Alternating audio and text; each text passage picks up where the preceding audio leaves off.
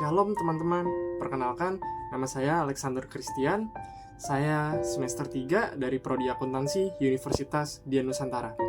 Sebelumnya, saya ingin mengucapkan terima kasih kepada Ibu Solmeriana Sinaga telah memberikan saya kesempatan untuk membawakan topik dengan judul yang sangat dekat dengan kehidupan kita saat ini, yaitu iman dan teknologi, di mana kita hidup di zaman yang semua hal hampir berhubungan dengan teknologi.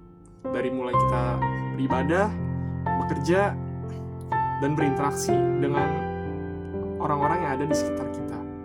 Tidak luput dari itu, pertanyaannya adalah bagaimana seharusnya kita sebagai orang Kristen menyikapi hal ini, menjadikan teknologi itu sarana untuk menumbuhkan iman kita kepada Tuhan.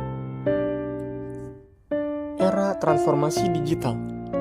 Kita hidup di zaman di mana teknologi secara fundamental mengubah cara kita berinteraksi dengan dunia, termasuk cara kita beribadah, mempelajari firman Tuhan, dan membangun komunitas iman. Perubahan ini membuka peluang baru yang tak terbayangkan sebelumnya, namun juga membawa serta tantangan yang unik. Pertanyaannya adalah bagaimana kita merespon perubahan revolusi ini? Apakah kita akan menolak atau merangkulnya dengan bijak? Teknologi sudah mengubah banyak hal. Sekarang kita bisa baca Alkitab lewat HP, ikut ibadah lewat YouTube, bahkan berdiskusi firman lewat aplikasi Zoom. Ini sangat luar biasa, karena kita bisa tetap bertumbuh dalam iman dimanapun kita berada. Tapi, di sisi lain kita juga perlu berhati-hati, supaya tidak hanya mengandalkan teknologi, tapi tetap menjadikan Tuhan sebagai pusat hidup kita. Selanjutnya, ada tantangan di zaman digital. Media sosial memang membuat kita mudah terhubung, tapi kadang malah bikin kita merasa kesepian. Kita sering lihat banyak informasi di internet, tapi belum tentu semuanya benar. Sebagai orang percaya, kita perlu belajar membedakan mana yang benar dan mana yang tidak, supaya tidak terpengaruh oleh hal-hal yang bisa menjauhkan kita dari Tuhan.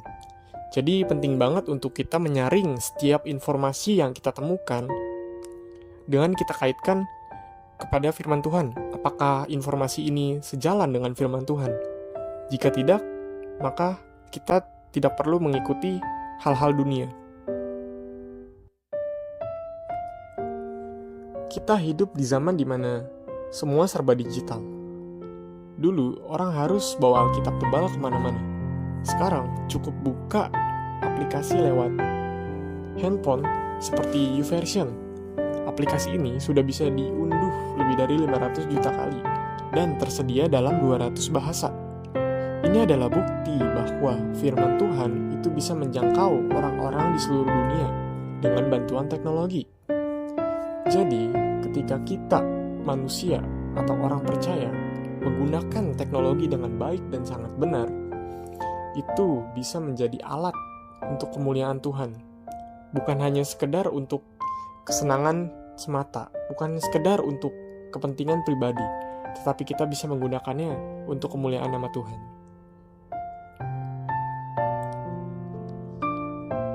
Lalu muncul pertanyaan, ibadah online itu berkat atau bahaya sih? Waktu pandemi, kita belajar bahwa gereja bukan cuma soal gedung. Kita bisa tetap beribadah walau secara online.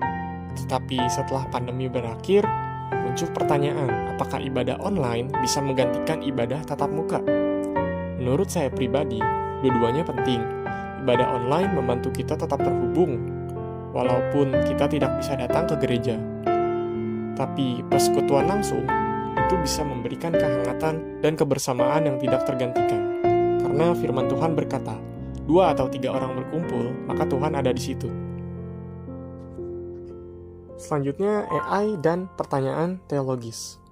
Sekarang sudah ada AI atau kecerdasan buatan yang bisa menulis khotbah, doa, bahkan menjawab pertanyaan Alkitab.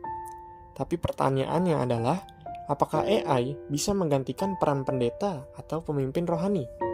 Jawabannya adalah tentu tidak, karena AI bisa memberi informasi, tapi AI tidak bisa menggantikan hubungan pribadi dan kasih yang datang dari manusia yang dipimpin oleh Roh Kudus. Lalu, media sosial, itu misi atau distraksi? Media sosial itu seperti pisau bermata dua. bisa dipakai untuk menyebarkan firman Tuhan, tapi juga bisa bikin kita lupa waktu dan jauh dari Tuhan. Kuncinya adalah bagaimana kita menggunakannya dengan benar dan tepat. Gunakan media sosial untuk hal-hal yang membangun, membagikan ayat, menonton kesaksian, atau pesan positif yang bisa memberkati orang lain. Anak muda zaman sekarang hidup di dunia digital.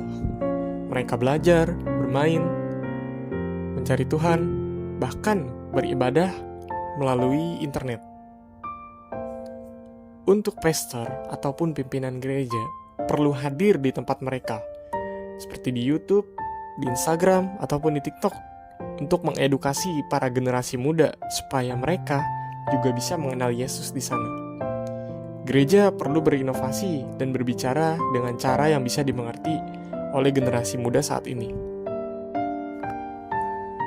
Kita perlu bijak di era digital saat ini. Teknologi itu seperti alat. Kalau dipakai dengan bijak, bisa jadi berkat. Tapi kalau disalahgunakan, bisa menjauhkan kita dari Tuhan. Jadi mari sama-sama kita belajar memiliki kebijaksanaan digital. Tahu kapan harus online, kapan harus fokus pada Tuhan dan orang di sekitar kita. Teman-teman, masa depan ada di tangan kita. Teknologi akan terus berkembang, tapi kita punya tanggung jawab untuk menggunakannya dengan bijak. Mari kita jadikan dunia digital sebagai ladang misi, tempat kita menyebarkan kasih Tuhan dan membawa terang Kristus di tengah kegelapan dunia maya. Terima kasih teman-teman, presentasi telah selesai. Bila ada salah kata, mohon dimaafkan. Tuhan Yesus memberkati.